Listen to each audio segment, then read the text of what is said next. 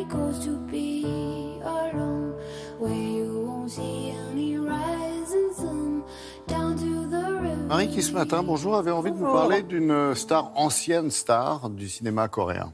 Oui, parce qu'elle est décédée il n'y a pas très longtemps, à l'âge de 91 ans. Et oui, il faut en parler parce que c'est une énorme star du cinéma sud-coréen. Ouais. Et avec son mari, qui était cinéaste, ils ont vraiment formé le couple le plus adulé des années 60-70. Ces deux personnes se sont fait kidnapper en 1978 par les agents nord-coréens, évidemment, sous le régime de Kim Jong-il, parce que Kim Jong-il était un fan de cinoche, hein. Absolu de cinéma. Et il en a fait du cinéma. Et il en a fait aussi, c'est vrai. En tout cas, tous les deux, ils ont été contraints de tourner des films, évidemment, pour le régime. Pendant ce temps-là, ils ont tourné à l'étranger. Ils se sont retrouvés dans des festivals de cinéma. Elle a reçu le prix de la meilleure actrice. Ils s'étaient carapatés, d'ailleurs, à un moment donné, sur un festival, non? Ils n'avaient pas pris un peu la fuite? Exactement, mais bien sûr, forcément. Ils ont profité justement d'un de leur voyage à l'étranger pour, évidemment, s'enfuir fort heureusement. Donc, justement, un petit retour en images sur cette saga absolument incroyable. Regardez.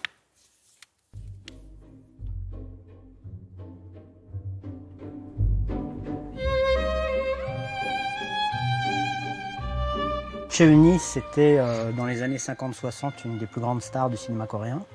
Elle tournait essentiellement avec son mari, qui était un des grands cinéastes de l'époque, Shin Sang-ok. Donc toutes les années 50, 60, début des années 70, c'était vraiment la star féminine majeure du cinéma coréen. En 1978, elle s'est retrouvée kidnappée par des Nord-Coréens. Et elle se retrouve en Corée du Nord contre son gré. Et très vite, le régime kidnappe aussi son ex-mari, Shin Sang-ok. À l'époque, le dirigeant nord-coréen, c'est Kim Il-sung. C'est vraiment le fondateur de la dynastie des Kim et de la dictature nord-coréenne.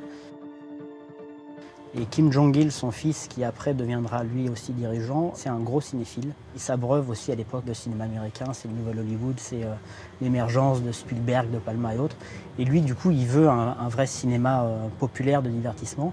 À l'époque, le cinéma nord-coréen, c'est un cinéma de propagande. Il kidnappe Chae Eun-hee et Shin Sang-ok dans l'idée vraiment d'offrir au cinéma nord-coréen un prestige et une qualité qui lui fait défaut à l'époque. Et du coup, c'est sur une période de 3 ans à peu près, ils vont tourner 7 films ensemble. L'un des films vraiment les plus connus, c'est un film qui s'appelle Pulgasari et qui est en gros un Godzilla nord-coréen.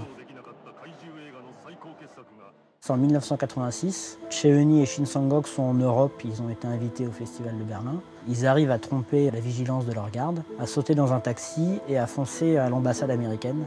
Ils vont s'installer aux États-Unis pendant un certain nombre d'années et ils reviendront en Corée qu'à la fin des années 90. C'était vraiment le couple star de l'époque. Lui, il est considéré encore aujourd'hui comme l'un des 3 ou 4 grands cinéastes coréens qui ont marqué l'époque et qui ont marqué le XXe siècle. Elle, dans sa période star en Corée du Sud, ça a été aussi l'une des premières femmes cinéastes. Elle a tourné 3 films en tant que réalisatrice entre 1965 et 1972. Quand on parle des grands classiques du cinéma coréen, souvent c'est un film avec Chae Eun-hee ou un film réalisé par Shin Sang-ok. Ils ont tourné tellement de films ensemble et certains majeurs qu'ils sont vraiment incontournables.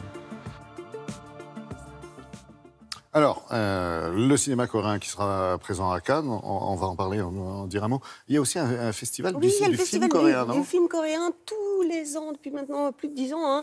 Hein. C'est sur les Champs-Élysées, Publicis, c'est en octobre. C'est à Paris, ça, en France? D'accord. C'est ça, sur les Champs-Élysées, on connaît, je crois.